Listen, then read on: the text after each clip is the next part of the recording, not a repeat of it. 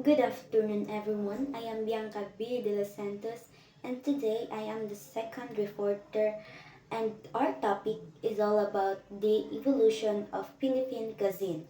So let's start. So, who wants to read in the first bullet? Okay, thank you.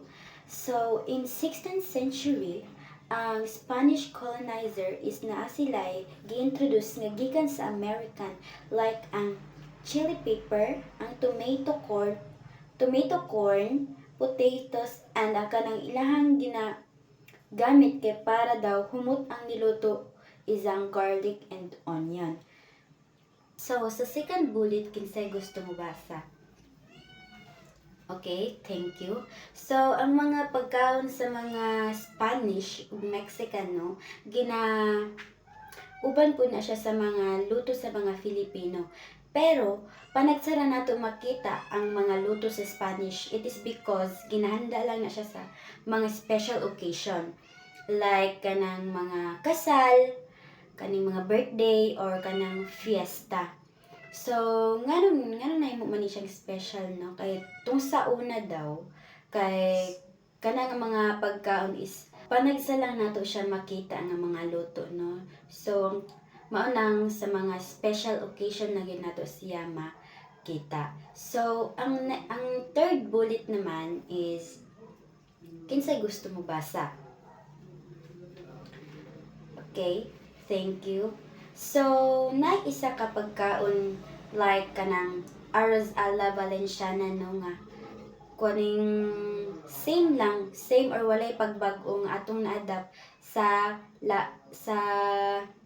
Spain nga luto, no, wala siya pagbag-o, mao ra gihapon. So ang pagluto daw parang sa pagluto, no, is ang mga sangkap daw is walay nagbag-o sa iyahan, no, murag same ra gyapon siya sa original nga siya gikan like sa kanang Spain, no. So kana nga luto is mo na murag nagpa-impluwensya or kanang nagpatibay, no, sa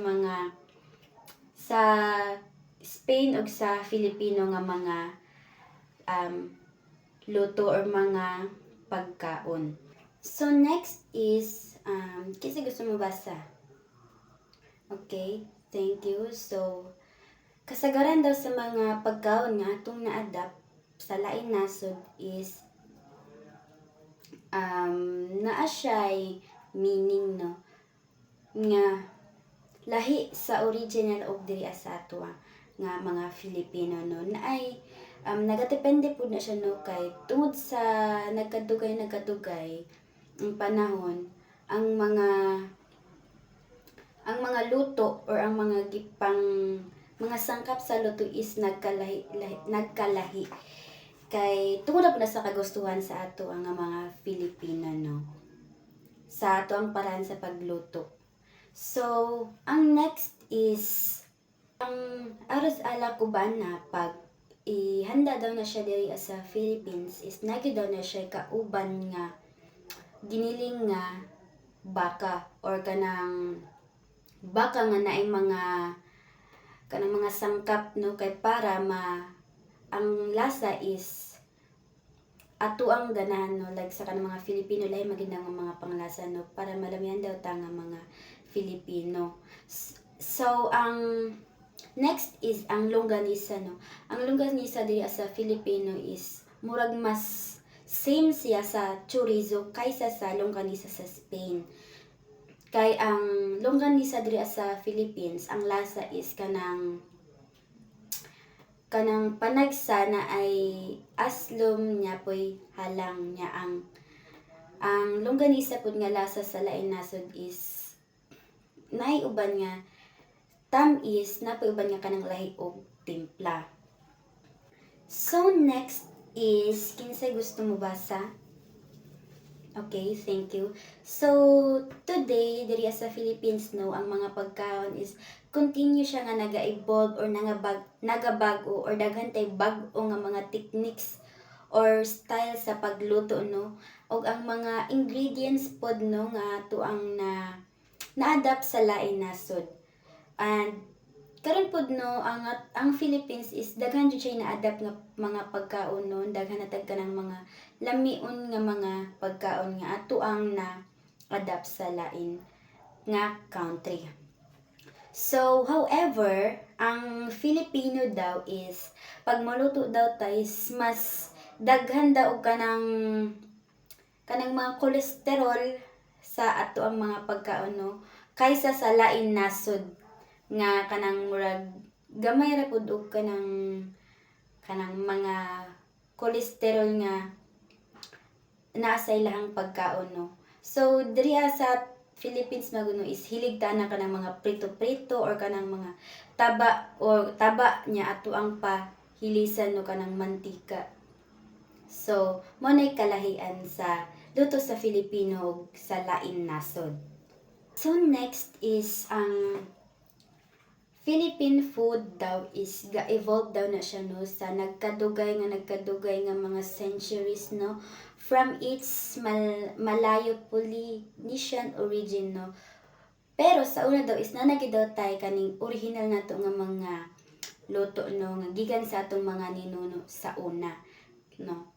And also, it has also received varying degrees of influence from Chinese, American, other Asian cuisine, no? And also, napo daw tayo ng mga na-adapt or kaning na-influence daw ang ato ang mga luto, no? Sa China is na gamit na to ang ilang paggamit o kanang tuyo, no? Sa American naman is kanang mga fast food, no? Like kanang Jollibee, na-adapt na nato na diri og sa lain pa nga nasod, no? So, ang Filipino po daw is sa kita nga Filipino is kabalo magitanong nga mukaon gyud to sa isa ka adlaw katulo no kay murag gutom man jud no. Ang first nato nga kaon isang breakfast or kanang sa pagkabuntag no.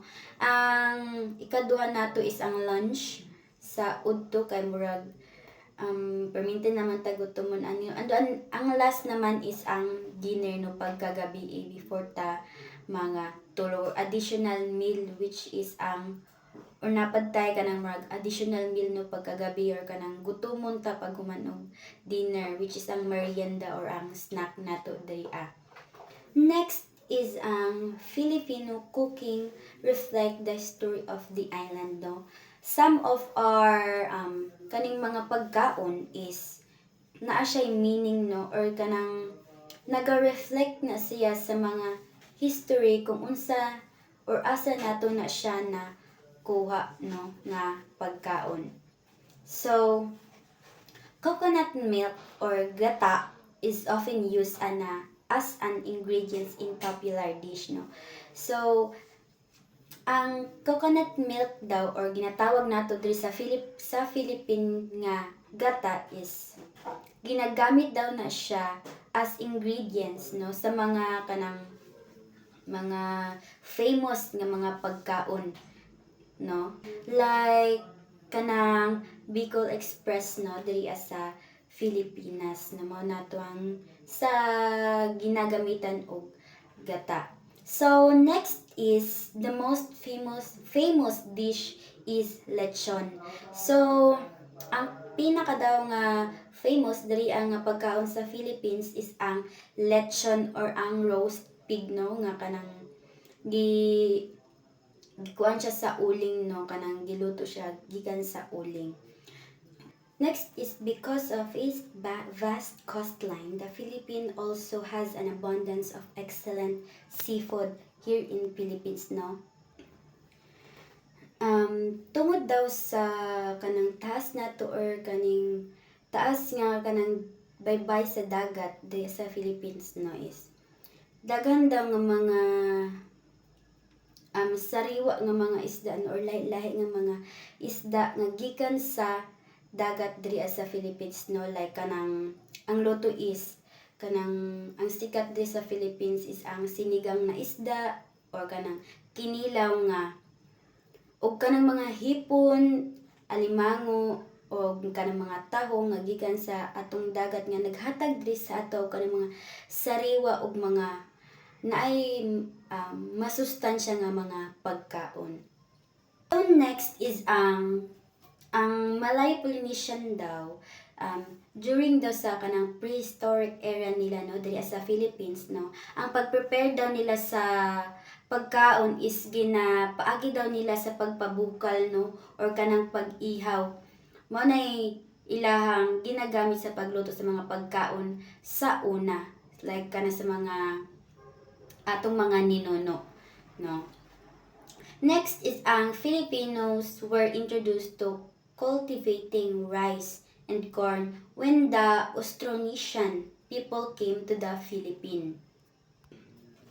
So, ang mga Pilipino daw at ang mga Filipino daw ato is nahibala na daw nila unsaon pagtanom sa bugas ug ang mais no. Kadtong nagabot ang kaning mga Austronesian nga mga tao sa diri sa ato ang bansa no. Nya tungod ato no, ang bugas is mao na gid ang ato ang pinakauna nga or pinaka-importante nga pagkaon diri sa Pilipinas no, kay Filipino is nabe uban no nga dili gusto mo kaon pag walay kanon. And ang mais naman is napo na siya ginagamit po na siya sa lain nga mga pagkaon like kanang kakanin and ginabuhat po na siya juice no. So that's all my report on tanan namoy nasabtan. Thank you for listening.